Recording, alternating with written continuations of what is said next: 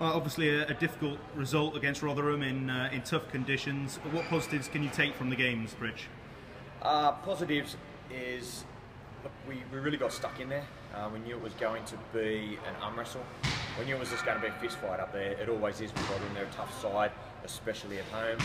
Weather conditions, say they don't suit our game, but it just shows that sort of we do have another side to our game when it comes to it. When it just comes to sort of that arm wrestle, that slog it out in the mud, where our forwards sort of have to pick up the slack a little bit. We show we can do that. It was just certain times during the game we just let ourselves down with a lack of concentration. There has been an uplift of form though, and huge improvement since the early part of the season. What do you put that down to?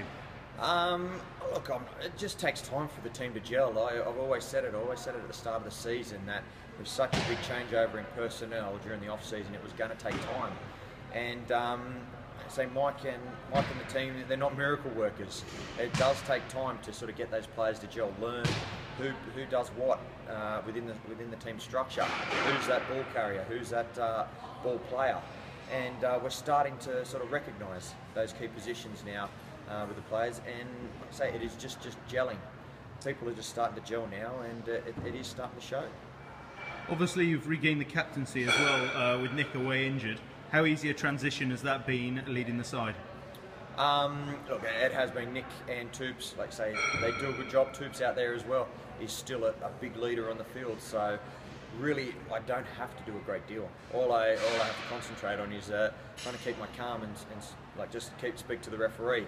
But other than that, I just concentrate on my own game because we've got so many sort of natural leaders out there.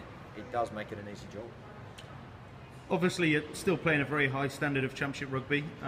You are running a full-time business. You've got 2 young kids, and of course, you've got international rugby with Canada ahead of a World Cup campaign. How do you do it, Pritch? How do you carry on? It's tough, I can tell you that. It's very tough at the moment, especially sort of juggling sort of all those things together. But look, I'm enjoying it, and while the body's fit and healthy and can take on that workload, I'm happy to continue it. It's yeah, when things start to get a little bit tough, then I may think about giving it away. Obviously, looking ahead now to London Scottish next up, currently sitting in a playoff position. How difficult a challenge do you think the Exiles will be? Oh, look, they're going to be tough, especially if you let them play their game. What we got to do is get them away from their game plan and start playing ours. We sort of did that at the start of the season, towards that end of the second half. When we give them a fright, we took away sort of their natural game and we started to play ours, and it was a shock to their system. So we really got to do that from the get-go up here next week. And but we know they're key players. We know who they rely on a lot. So we just got to take care of those key players, concentrate on our game, and look, it should be a cracker of a game. If able to exact revenge over Scottish, are the playoffs still a realistic target? Look, they always have been. The way the league is at the moment, it's so tight, and we know, look, if we can string, like say, a few wins together, we're a good shot for it.